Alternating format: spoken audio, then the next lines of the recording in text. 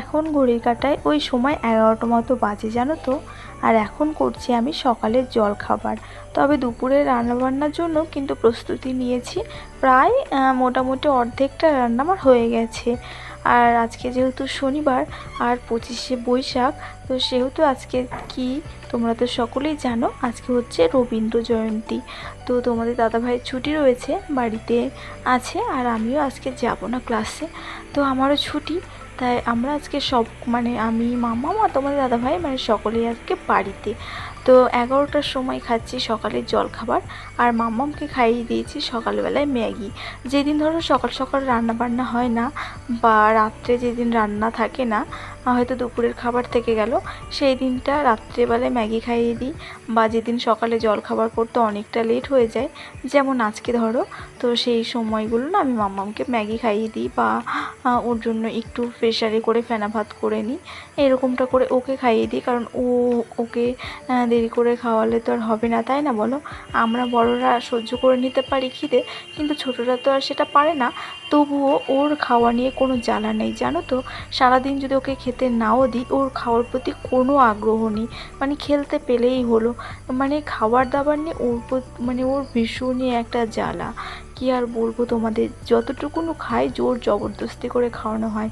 তো ছোট থেকেই এমনটা যে আজকে তা নয়, ছোট থেকেই ও এইরকমটাই। তো কি আর করা যাবে। তো চলো বন্ধুরা, সকলে কেমন আছো? আশা করবো সকলেই খুব ভালো আছো, আর আমিও ভালো আছি। আমি সুস্মিতা, আমার নতুন একটি ব্লগে তোমাদেরকে অনেক অনেক স্বাগত আর ভালোবাসা জানাচ্ছি। আজকের দিনটা বললাম তো শনিবার, আর ওই 11টা থেকে আজকের ব্লগটা শুরু করছি। আশা করবো আজকের ব্লগটা তোমাদের একটু হলেও ভালো লাগবে। তো ওইদিকে সকালবেলায় যে গোলা রুটি করে নিলাম। আর গোলা রুটিতে যদি হচ্ছে তোমার একটু পেঁয়াজ কুচি, লঙ্কা কুচি আর টমেটো বা ভেজিটেবল দিয়ে করা যায়, তবে কিন্তু সেটা খেতে বেশ ভালো লাগে। আর ধনেপাতা ছড়িয়ে দিয়ে। কিন্তু আজকে যেহেতু শনিবার, তাই পেঁয়াজ টেয়াজ কিছুই দেবো না। আর ঘরে টমেটোও নেই, আর ধনেপাতা তো এখন এটা তো আর ধনেপাতার সিজন নেই, নয়, তো সেক্ষেত্রে ধনেপাতাও ঘরে নেই। তো এমনি প্লেন করেছি, লবণ তেল দিয়ে আর লঙ্কা বেটে আর কি খাওয়া হবে ওটাই। তোমাদের দাদাভাই আবার হচ্ছে কি বলবো, মিষ্টি মিষ্টি করে করলে খেতে চায় না। ওই নুন ঝাল দিয়ে একটু যা খাই, গোলা রুটিটা একদমই ওর পছন্দ নয়। তবে আমি যা একটু খাই, আমার চা দিয়ে বেশ ভালো লাগে খেতে। তো সেক্ষেত্রে আর আজকে যেহেতু সকালবেলায় জলখাবারটা করিনি, তাই আর কি গোলা রুটি করে নিলাম। কারণ গোলা রুটিটা হচ্ছে এমন একটা খাবার যেটা শর্টকাটে হয়ে যায়, আর পেটটাও কিন্তু অনেকক্ষণ পর্যন্ত ভরা থাকে, তাই না? তো ওই জন্য আর কি করলাম। তো তারপরে বাসন কোসনগুলো, সকালে চায়ের বাসন ছিল, আর ওই যে খাওয়া দাওয়ার পরে যে বাসন কটা ছিল সব ধুয়ে ঘরটাকে সুন্দর করে গুছিয়ে একেবারে দুপুরে রান্নার জন্য সবজিগুলো গুছিয়ে নিয়ে এই যে রান্নাঘরে ঢুকেছি। আর গোলা রুটি করার আগেই আমি তো বললাম তোমাদেরকে যে অর্ধেকটা রান্না আমার হয়ে গেছে। অর্ধেকটা রান্না বলতে ভাত হয়ে গেছে, আর ডাল করব, টক ডাল। তো ডালটাও সেদ্ধ হয়ে গেছে। এবার তরকারিগুলো গুছিয়ে নিয়েছি। তো চলো, আগে তো হয় যে গ্যাসটা ধরিয়ে রেখে যে সবজিগুলো গুছিয়েছি। আজকে করব কুমড়োর শাক, যেটা আমাদের বাড়ি লাগানো হয়েছে। আর করব আম দিয়ে আম ডাল, টক ডাল। আর আমের চাটনি করব খোসা সমেত, যেটা আমাদের বাড়ি প্রত্যেকে খুব ভালোবাসে। তোমাদের দাদা ভাইয়েরও একটা প্রিয় চাটনি বলতে পারো। আর মামামও খেতে ভালোবাসে আমের এই চাটনিটা, আর আমারও বেশ ভালোই লাগে। আর হচ্ছে করব সজনে ডাঁটা ভাজা, কুমড়োর শাক, আর ডাল, আর পাঁপড় ভাজা, এগুলো আর কি করবো। যেদিন ধরো আমিষ দিনগুলো, আমিষ দিন বলতে আমিষ রান্নাবান্না হয়, সেদিন না তো একটা পদ হলেই হয়ে যায়। কিন্তু নিরামিষ দিনগুলো যদি 3-4 রকমের সবজি না হয়, তাহলে কিন্তু একটু খাওয়া দাওয়াটা কঠিনই হয়ে যায়। কঠিন হয়ে যায় বলতে ভালো লাগে না। তো সেক্ষেত্রে এই যে আজকে তো শনিবার, আমাদের পুরোটাই নিরামিষ, শনিবার মঙ্গলবার। তবে শনিবারটা বাইরে খেলেও খেয়ে নিই, কিন্তু বাড়িতে খাই না। আর মঙ্গলবারটা তো একদমই খাবো না, বাইরেও না বাড়িতেও নয়। তো এই হয়েছে ব্যাপার। তো এদিকে দেখো আমার পাঁপড় ভাজা হয়ে গেছে। আর এখন কুমড়োর শাকটা বসাবো। পাঁপড় ভাজার সঙ্গে সঙ্গে এভাবে আমি প্যাকেটে বেঁধে রেখে দিই, যাতে করে পাঁপড়টা অনেকক্ষণ পর্যন্ত মুচমুচে থাকে, নরম না হয়ে যায়।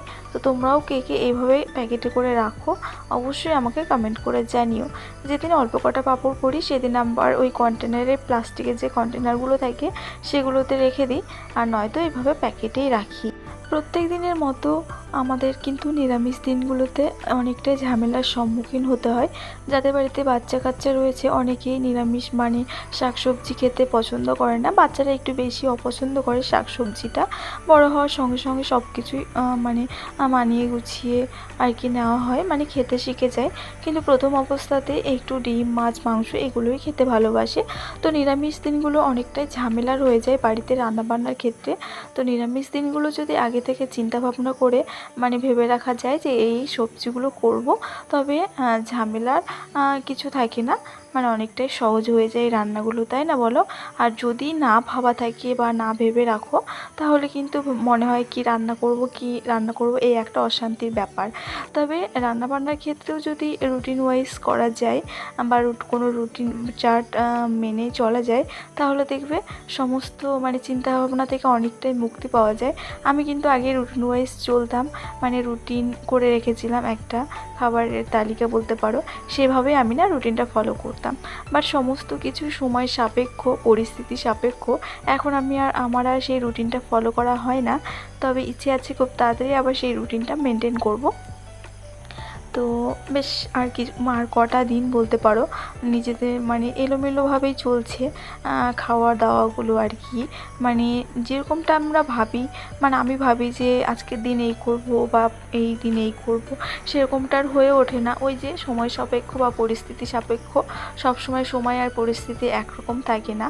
তো আমার মনে হয় খাদ্য তালিকা ফলো করে চলাটা বা কি বলবো, আমাদের জীবনটায় যদি সমস্ত কিছু একদম রুটিন ওয়াইজ মেনটেন করা যায় বা চলা যায়, তাহলে দেখবে চলার পথটা অনেকটাই সহজ হয়ে যায় এবং খুব একটা কি বলবো স্মুথলি এগিয়ে যায়। আর মানে সব কিছুই ঠিকঠাক থাকে, শরীর বলো, স্বাস্থ্য বলো, মন বলো, সব দিকই একদম পারফেক্ট থাকে। কিন্তু সব সময় তো রুটিন ওয়াইজ চলা সম্ভব হয় না, তবে যতটা পারা যায় রুটিন মেনে চলার চেষ্টা করাটাই বেটার। কারণ সব ক্ষেত্রে সময় মেনটেন করা আর রুটিন মেনটেন করাটা ভীষণ ইম্পর্টেন্ট।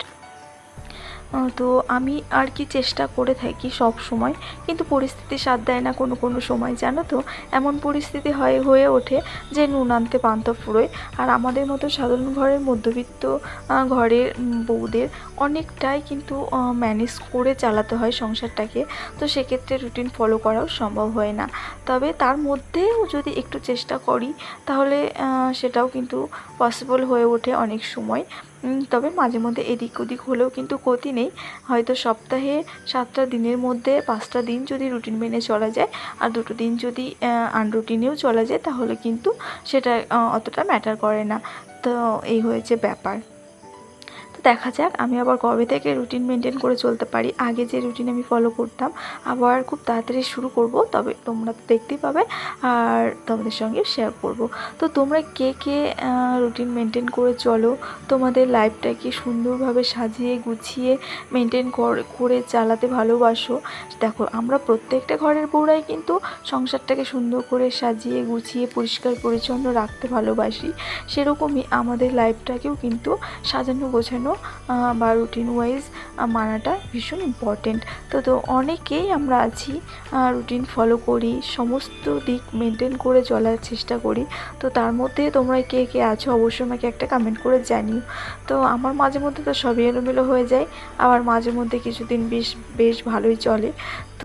তবে চলো, সব কিছু তো আর মন মতো হয় না। তো এদিকে দেখো, তোমাদের সঙ্গে গল্প করতে করতে আমার কিন্তু রান্নাবান্না সব কমপ্লিট হয়ে গেছে। আর আজকে নিরামিষ রান্না হলেও বেশ অনেক কিছুই রান্না করেছি। তো এদিকে আমি রান্নাবান্না কমপ্লিট করে এই যে গ্যাসটাকে সুন্দর করে মুছে নিচ্ছি। আর প্রত্যেক দিন আমার এই যে ওয়ালে এই যে স্টিকারগুলো লাগানো রয়েছে, যে এগুলো কিন্তু টাইলস নয়, আমি হচ্ছে ওই ওয়াল স্টিকার বলে সেগুলোই আমি অনলাইন থেকে অর্ডার করে এটা লাগিয়েছি। আর এই স্টিকারগুলো না অনেকটাই মোটা এবং খুব সুন্দর, মানে উঠে যায় না বা তোমার জল পড়লে যে নষ্ট হয়ে যায় সেটাও হয় না। খুব মানে দারুণ স্টিকারগুলো। তো আমি মিশো থেকে এটা নিয়েছিলাম।